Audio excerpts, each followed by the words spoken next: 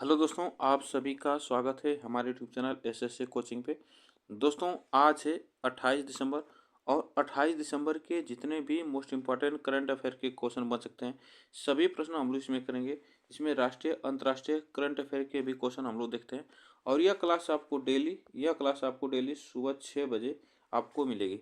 तो आप लोग वीडियो को एक बार लाइक शेयर जरूर कर दीजिएगा। तो चलिए स्टार्ट करते हैं हम लोग आज के करंट अफेयर के क्वेश्चन। तो आज का पहला प्रश्न देखिए। आज का पहला प्रश्न है, मणिपुर का नया राज्यपाल किसे नियुक्त किया गया है। तो मणिपुर का नया राज्यपाल आपको बताना है किसे नियुक्त किया गया है। तो यह आप याद रखिएगा। देखिए, अभी हाल ही में 5 राज्यों के राज्यपाल बदले गए हैं। तो यह बातें आप याद रखिएगा। जो मणिपुर के राज्यपाल बने हैं उनको याद रखिएगा, अजय कुमार भल्ला। अजय कुमार भल्ला जो बने हैं यह मणिपुर के राज्यपाल बने हैं। अगर बात की जाए, देखिए, जो राजेंद्र विश्वनाथन आलकेरकर हैं, यह किस राज्य के बने हैं राज्यपाल। तो यह केरल राज्य के राज्यपाल बने हैं। और जनरल विजय, यहाँ पे विजय कुमार हैं, यह जनरल विजय कुमार सिंह जो है यह किस राज्य के बने हैं। तो यह मिजोरम राज्य के बने हैं। और आरिफ मोहम्मद जो बने हैं यह बिहार राज्य के राज्यपाल बने हैं। और एक और है, वो भी याद रखिएगा, उड़ीसा के राज्यपाल अभी बदले गए हैं। तो वह है हरिबाबू कंभमपति। हरिबाबू हरिबाबू याद रखिएगा, हरिबाबू कंभमपति कंभमपति यह बने उड़ीसा के राज्यपाल। उड़ीसा, ये याद रखना, उड़ीसा के राज्यपाल बने।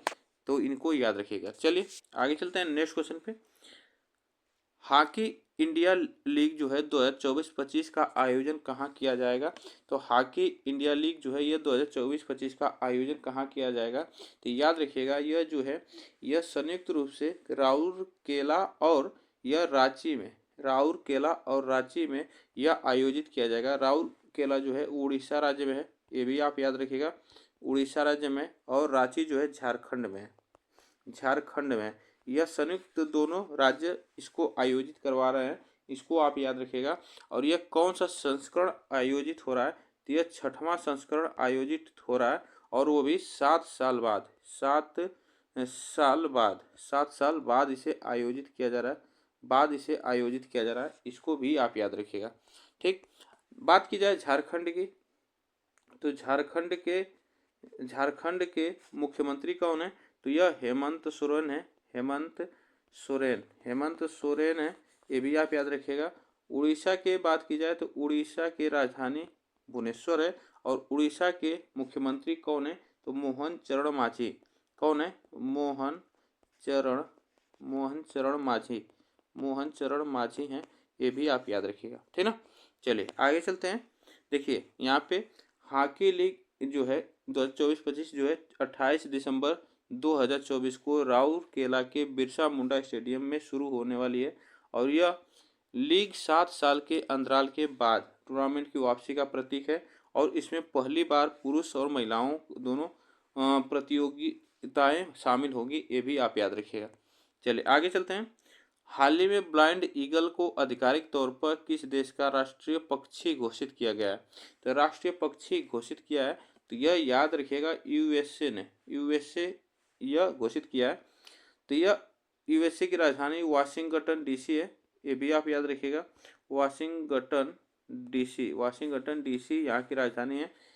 तो इसके बारे में थोड़ा सा जान लेते हैं। देखिए इसके बारे में, तो देखिए 24 दिसंबर को जो राष्ट्रपति जो है बाइडेन ने ब्लाइंड ईगल को आधिकारिक तौर पर संयुक्त राज्य अमेरिका के राष्ट्रीय पक्षी के रूप में नामित करने वाले एक महत्वपूर्ण कानून पर हस्ताक्षर किया है। तो यह आप याद रखिए। यहाँ अमेरिका के जो राष्ट्रपति हैं जो बाइडेन, अभी चुनाव हुआ था वहाँ पे जो राष्ट्रपति जीते हैं वह है डोनाल्ड ट्रंप। ठीक ना। तो लेकिन अभी आधिकारिक तौर पर अभी राष्ट्रपति जो है यही है, इनको आप याद रखिएगा। यह निर्णय लंबे समय से चली आ रही है भूल को सुधारता है, क्योंकि गंजा ईगल लगभग 250 वर्षों से अमेरिकी ताकत है और स्वतंत्रता का प्रतीक रहा है। लेकिन अमेरिकी कानून में इसे कभी भी राष्ट्रीय पक्षी के रूप में औपचारिक रूप से मान्यता नहीं दी गई है। यह बातें आप याद रखिएगा। चलिए आगे चलते हैं। हाल ही में चर्चा में रहा कावेरी इंजन को किस संस्था द्वारा विकसित किया गया। तो कावेरी संस्था द्वारा किस इंजन आपको किस संस्था द्वारा विकसित किया गया? तो ये याद रखिएगा, गैस टरबाइन अनुसंधान। यह गैस टरबाइन अनुसंधान कहाँ पे है? तो ये याद रखिएगा, कानपुर में, कानपुर में है। और इसकी स्थापना कब हुई थी? 1959 में इसकी स्थापना हुई थी। नंबर 4 की BRD एयरफोर्स स्टेशन कानपुर में। तो यह बातें आप याद रखिएगा। चलिए आगे चलते हैं, यहाँ पे कुछ पॉइंट है, देख लेते हैं। देखिए, रक्षा अनुसंधान और विकास संगठन DRDO का हिस्सा है। भारत के गैस टरबाइन अनुसंधान जो संस्था है ने घोषणा की है कि कावेरी इंजन को इन फ्लाइट परीक्षण के लिए मंजूरी दे दी है। कावेरी इंजन परियोजना 1980 के दशक के अंत में लाइट कॉम्बैट एयरक्राफ्ट तेजस को शक्ति देने के लक्ष्य के साथ शुरू की गई थी और इसे DRDO के तहत गैस टरबाइन अनुसंधान प्रतिष्ठान द्वारा विकसित किया गया। यह आपको याद रखना, DRDO द्वारा इसे विकसित किया गया है। चलिए आगे चलते हैं। दुनिया के सबसे बड़े जल विद्युत बांध का निर्माण कौन सा देश कर रहा है? तो देखिए, जल विद्युत बांध का निर्माण कौन सा देश कर रहा है, यह मोस्ट इंपॉर्टेंट पॉइंट है। यह चीन कर रहा है, ठीक, चाइना यह कर रहा है। तो चाइना की राजधानी आप याद रखिएगा, बीजिंग है, ठीक ना, बीजिंग इसकी राजधानी है। और यहाँ के राष्ट्रपति कौन है? तो वो भी आप याद रखिएगा, शी जिनपिंग। शी जिनपिंग यहाँ के राष्ट्रपति हैं, जिनपिंग यहाँ के राष्ट्रपति हैं, ये भी आप याद रखिएगा। और यहाँ के जो है PM जो है, PM कौन है? श्री ली यांग है। आप याद रखिएगा, श्री ली यांग जो है यहाँ के प्रधानमंत्री हैं, ये भी आप याद रखिएगा। और चीन की मुद्रा क्या है? तो चीन की मुद्रा युआन यहाँ की मुद्रा है। चलिए, तो इसके बारे में थोड़ा सा जान लेते हैं। देखिए, चीन ने आधिकारिक तौर पर यारलुंग त्संगपो नदी के निचले हिस्से पर दुनिया के सबसे बड़े जल विद्युत बांध के निर्माण को मंजूरी दे दी है। इस महत्वाकांक्षी परियोजना से सालाना लगभग 300 अरब किलोवाट घंटे बिजली पैदा होने की उम्मीद है, जो कि मध्य चीन में वर्तमान सबसे बड़े बांध 3 गोरजेस बांध की क्षमता से 3 गुना अधिक है। यह आप याद रखिएगा। चलिए आगे चलते हैं। स्लाइनेक्स द्विपक्षीय नौसेना अभ्यास भारत और किस देश के बीच आयोजित किया जाता है? तो यह एक अभ्यास है। स्लाइनेक्स किस देश के बीच अभ्यास किया जाता है? तो यह श्रीलंका के बीच। यह बातें आप याद रखिएगा, श्रीलंका के बीच। तो श्रीलंका के जो प्रधानमंत्री कौन बनी है? तो ये भी आप याद रखिएगा, प्रधानमंत्री यहाँ की हरिनी अमर सूर्या जो है यहाँ की प्रधानमंत्री है। और यहाँ के राष्ट्रपति आप याद रखिएगा, अनुराग कुमारा दिशा नायके हैं। और यहाँ की मुद्रा आप याद रखिएगा श्रीलंका की, तो श्रीलंकाई रुपया है, ये भी आप याद रखिएगा। और श्रीलंका की राजधानी जो है श्री जयवर्धनेपुरम है, ये भी आप याद रखिएगा। तो इसके बारे में थोड़ा सा जान लेते हैं। देखिए, भारत और श्रीलंका के बीच जो है द्विपक्षीय नौसेना अभ्यास जो है स्लाइनेक्स 24 श्रीलंका भारत अभ्यास 2024 का आयोजन जो है यह 17 से 20 दिसंबर तक विशाखापट्टनम में पूर्वी नौसेना कमान के तत्वाधान में 2 फेज में हुई। बंदरगाह चरण जो है 17 से 18 दिसंबर तक समुद्री चरण में और 19 से 20 दिसंबर तक आयोजित किया गया। यह भी आप याद रखिएगा। यह बंदरगाह आप में 17 से 18 और समुद्री चरण में जो है 19 से 20 दिसंबर तक आयोजित किया गया। और यह जो अभ्यास है यह इन 2 देशों के बीच 2005 से शुरुआत की गई थी, ये भी आप याद रखिएगा। आगे चलते हैं। BPCL किस राज्य में 11 अरब डॉलर की रिफाइनरी परियोजना की योजना बना रही है?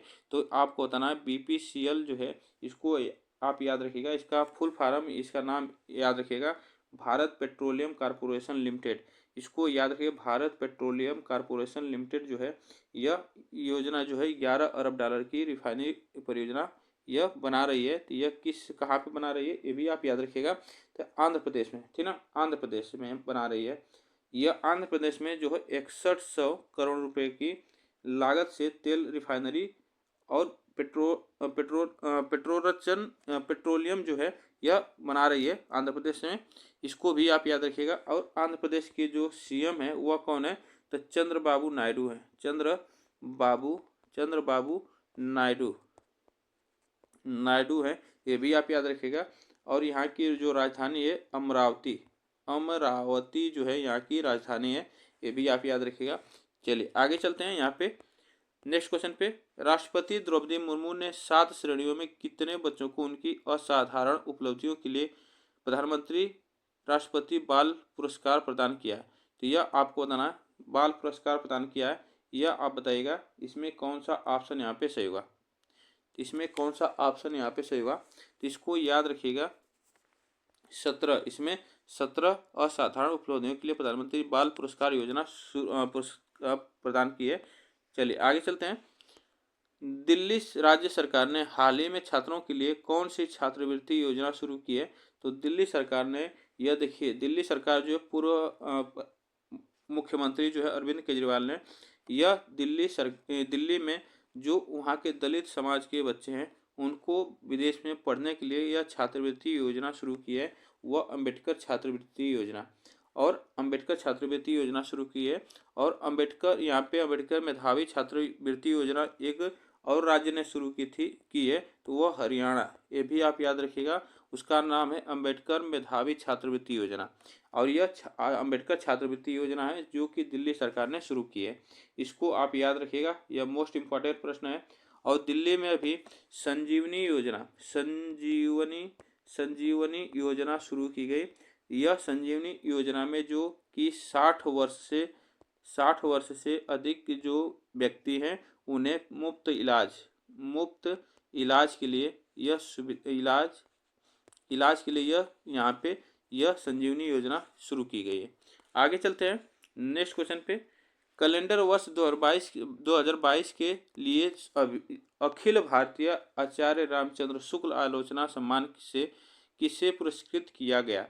यह आपको बताना है, यह किसे पुरस्कृत किया गया। तो देखिए यह जो पुरस्कार दिया गया है यह दो लोगों को संयुक्त पुरस्कार दिया गया है। इसमें डॉक्टर अरुण कुमार भगत को दिया गया और यहाँ पे डॉक्टर करुणा